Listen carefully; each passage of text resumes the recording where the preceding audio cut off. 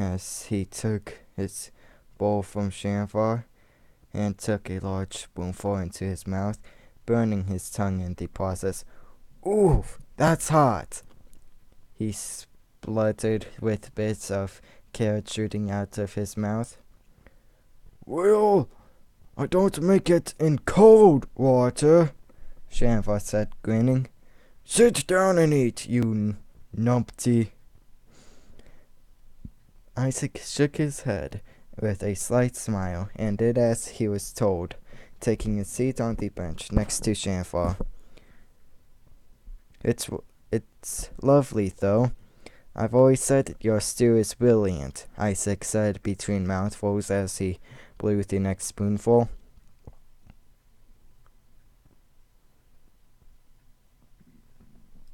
"I know," Shamfar replied.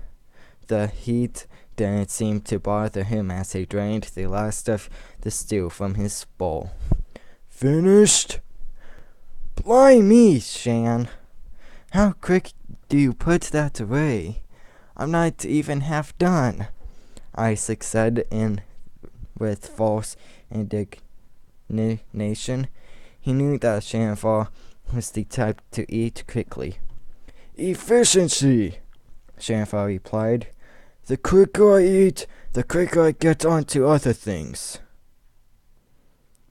Isaac grinned and took another mouthful of his stew and was startled slightly by a knock at the front door to his workshop. "Well," he said, placing the half-empty bowl on the bench beside him. "Looks like we have company." Isaac walked to the door and pulled it open. Before him stood Lady Myrda, Gubb, and a young man he did not recognize. "Lady Myrda, I wasn't expecting you until around 3, he exclaimed. "Yes, well, I have arrived early," she said coldly. "May we come in?" Of course," Isaac said as he moved aside. "Your Gladius is ready, if that's why you're here." "Partially," Myrda replied. "This young man, he requires work." "I don't need a cleaner," Isaac replied, eyeing the woodlander with distrust. "Heavens! You think I'd bring this man here for the work of a maid?" Myrda scoffed. "Fellas, show him your blades." Phallus opened his bag and pulled out the darkened blade which he had used to fight with Thumgerd. Isaac immediately grabbed it from Phallus and began inspecting it. The build quality was excellent, not quite as good as his own work by a long stretch, but the alloy used in the blade seemed to have given it a sheen which he had never seen before. It reflected slightly purple in the light. "You made this?" Isaac asked suspiciously. "Yes, sir," Phallus replied with a slight bow. "I've learned much on my travels." "A traveling blacksmith?"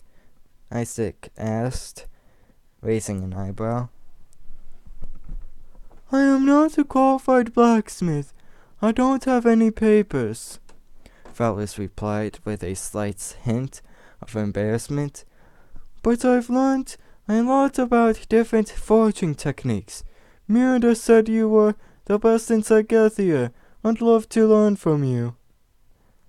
"Lady," Gubb pointed out from the doorway. "It's Lady Myrda." "Of course, yes, of course," Phallus bowed. "My apologies." "Be quiet, Gubb," Myrda snapped. "Well, Master Isaac, will you offer him an apprenticeship?" "I'll think about it," Isaac replied. "I assume you know how to clean up a workshop?" "I thought you said you didn't need a cleaner," Shamfar barked from the bench. "Hush, you!" Isaac replied. Well, boy, get to work. Phallus dropped his bag and immediately began to clean the workshop. And now for my sword, Mira said, changing the subject slightly. You said it is ready?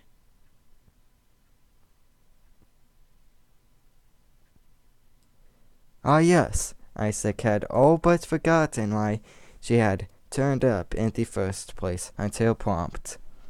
He quickly grabbed the gleaming gladius and presented it to Lady Mira. Exquisite, she muttered as she took it from Isaac and examined it. The balance was perfect. Excellent work, Master Isaac. I especially love the hilt. Gubb, pay the man. At once, my lady. At once, ma'am, Gubb replied, and then muttered under his breath, What am I, a puss? What was that? Mira asked, dangerously. Nothing, my lady, Gubb replied glumly. The very moment that Mira had left, Isaac turned to his new apprentice and watched him clean the workshop. He was unhappy that the young man had been forced upon him, but intrigued at the blade which was shown in order to sway his favor. Which process did you use to make the sword, Phallus? He asked with a forced smile. Coarse dianthus, mixed in with a flux, Phallus replied, grabbing a broom from and sweeping the dusty floor. Then how do you contract the brittleness? Surely there is more to the process than that. Isaac kept his tone light, but was generally interested. Extreme heat, Phallus said, avoiding Isaac's gaze.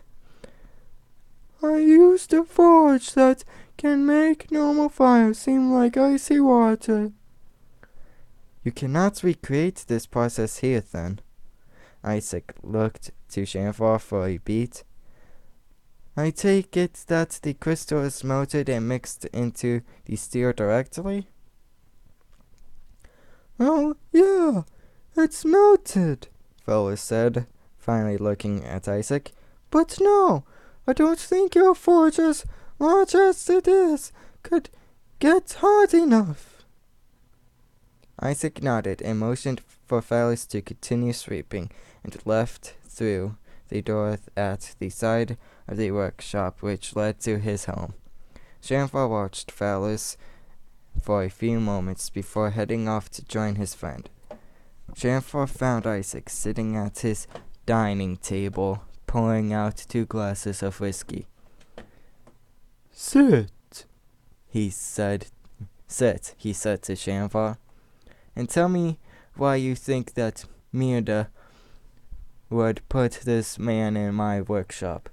Shamefar did as he was told, and Isaac slid one of the glasses to Shamefar, who then nodded and lifted it to his lips.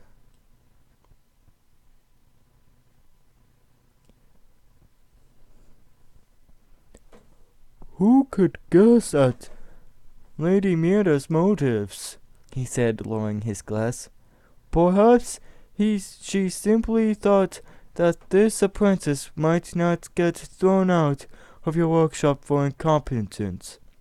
Why, we've all ruined an entire batch of steel, setting us back weeks, Isaac said defensively. He had indeed thrown out his last apprentice after he made too many mistakes and had to be ejected from the job. Yes, but this apprentice knows how to make an amethyst blade, Shamefar replied. What other skills could he have? Maybe we should find out, Isaac said glumly. You are worried? Shameful asked. Isaac didn't answer right away and took a sip of his whiskey. Mira is up to something. I can feel it. Mira walked through the streets of Sagoth, barely aware of her surroundings. She found herself dwelling on the memory of Phallus' smile.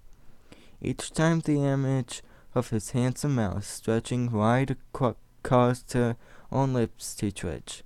This had not gone unnoticed by her aide, and he wore a confused expression. No one had ever made Mira act this way. That Phallus is quite scared, wouldn't you say, ma'am? He asked, attempting to be subtle. He does seem to have a talent. Mira couldn't help but smile, which gave Gubb the answer he was searching for. Thurmgut sat waiting for the healer to come and set his broken nose. He had been waiting for almost an hour before the healer came to help.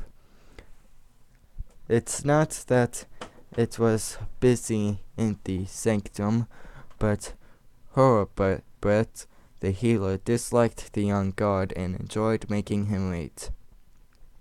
Although he was of royal blood, Herbert knew the man to be nothing more than a thug and a bully. Just taking a sip real quick, and sorry for the excess noise. I am sitting on my heater in my room, so get over it.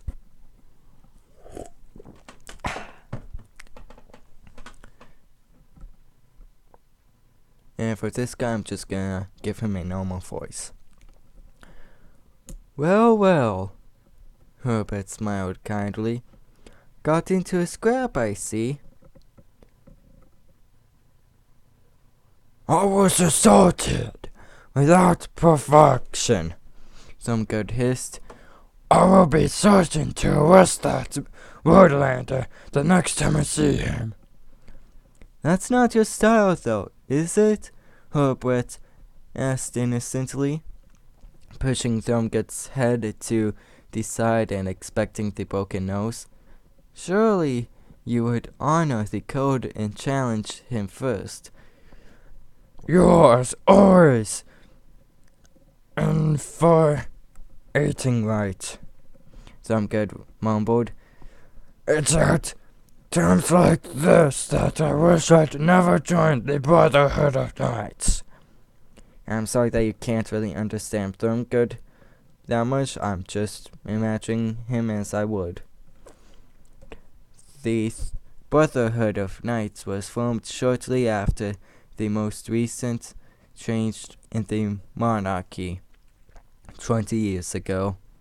The former King Tivus was a ruthless leader, often going to war with neighboring kingdoms, which almost led Segathia to ruin after years of conflict. The farms had been bare for so long before Tivus met his end on the battlefield. His son, Prince Soltra, ascended to the throne and immediately asked the enemy to negotiate a truce. The new King Soltra was a keen diplomat, and peace was quickly reached, in which both sides benefited immensely, bringing new trade routes and allowing the farmers to return to their homes. Segathia began to prosper once more. In the wake of the new peace came several knights who banded together to restore the old code of honor. Do you remember why you joined them? Herbert asked seriously as he pushed hard on Thurmgut's nose, putting it back in the right position. Thurmgut grunted in pain.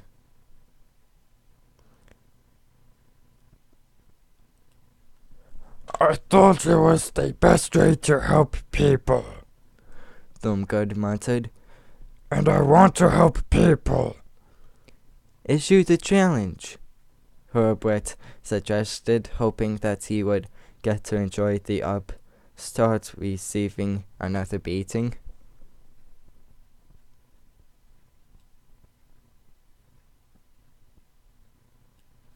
Shamefar walked home slowly through the streets of Sagoth. There were not many people around at this time of day. The afternoon, at least not in the commons. Most people were either working or perusing the many market stalls, which meant Shamefar could make it home quicker than usual, instead of stopping to speak to people who knew him. He was far too polite to avoid speaking with people when they approached him. Shamefar loved to natter with everyone, so it was little bother to him most of the time. But today he wanted to get home. His daughter Adra and her husband Kissel had been staying with him for a short while before they departed the city for a farm on the outskirts of the capital. As he drew up to his door, he heard them arguing within, and for Kissel, I'm just gonna give him a normal voice too. "You can't seriously be having second thoughts," Kissel yelled from inside the house. Sighing, Shamefar opened the door. "You do realize that people can hear you down the street," he said, shaking his head. "Sorry, Pops," Adra muttered, turning away and leaving the room at the far end of the small house, clearly crying. "She doesn't want to go back to the farm," Kessel said indignantly, "and she won't tell me why." Shamefar walked across the room, not looking at his son-in-law, until he sat in his favorite chair. You're trying to cut her visit short, but she has a reason to be here in the middle of summer, which you do not yet understand," Shamefar said, trying to smile. It is not for me to tell. I urge you to have patience with my daughter." 10 years, Shan. 10 sodding years, and she still won't tell me why she wants to be here for so long when we have a farm to run. Kessel threw his hands in the air in defeat. You don't wish to go back without her until she is ready to return," Shamefar said in understanding.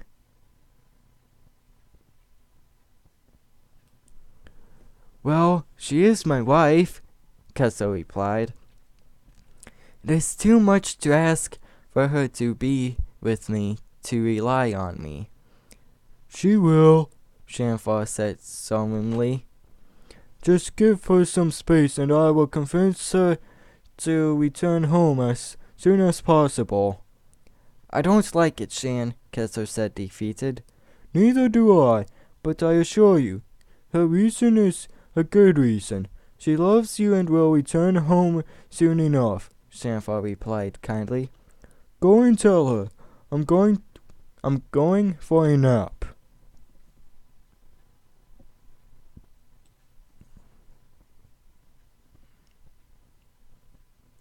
The evening arrived quickly for Fowlis. He was happy to be doing something other than traveling, so he cleaned the workshop from top to bottom before he took a break. He wandered over to a bench and sat down, breathing heavily. He looked around at the clean workshop, and his thoughts found Mirda. He couldn't understand why he found her so fascinating. "Just a girl, no big deal, Fel," he muttered to himself. "You can't get attached. You won't be here long." Fel stood and walked over to a barrel which held a lot of steel ingots. Slowly he picked it up and held it, feeling the weight, peering around and listening out for Any sign of Isaac's return he waited. When he was heard a slight snore, Valus smiled and concentrated on the ingot, which began to glow a dim orange. His smile widened, and he placed the ingot back in the barrel and walked over to pick up his sack. Quietly, he pulled open the door to Isaac's home and saw the man asleep in a chair. Valus walked over and gave a small cough. Isaac jerked awake. "What?" he said sleepily. "Oh, it's you. What do you want?" "I've finished cleaning," Valus replied. "Okay, you can go," Isaac said, placing his head in the resting position. "What time do you want me back in the morning?" Valus asked slightly patiently. 5, Isaac replied sharply. "Got a lot of work to catch up on. So you get the forge lit and hot enough to start smelting by 7 sharp, alright? You can let yourself in." Valus nodded and turned to leave. "Bringing blueberries," Isaac added. "Blueberries?" Valus raised his eyebrows. "Shanfa likes them," Isaac said simply. "Aw, that's cute." Myrta put on her evening gown in her lavish home, readying herself for bed. She pulled her hair out of the knot and let her long black hair down so that she could brush it before she turned in for the night. Her thoughts drifted as she combed, finally coming to rest on the young blacksmith, the brushing forgotten for a few moments as she stared at her reflection. Something was happening to the brush in her hands. She watched as tiny particles of ice formed on the handle, like frost spreading from her hand. "What in the name of—" she muttered, and held the brush in front of her. It had frozen solid. She dropped it, and as it hit the ground, it shattered into 1,000 tiny shards. "It can't be!" Her mouth hung open as she stared down at the icy debris around her feet. And that will be it for chapter 1, everyone. So, if you have any comments on how I can improve or what should I change on the voices and everything, please leave a comment. And if you liked this, leave a like down below. And please share and subscribe, for there is bound to be more stuff to come. And for the title of it, since we can talk about that for a little bit, Warm Hand, I'm thinking of Phallus with his fire magic. Well, magic, in quotes. Then Cold Heart, I'm thinking of Myrta because of what she just did, which was very surprising. Okay, so. Okay, that's just going nuts now. But this will be the end for this, for part 2 of this narrative. And sorry for this being in 2 parts. My sister told me I had to do something, so I had to take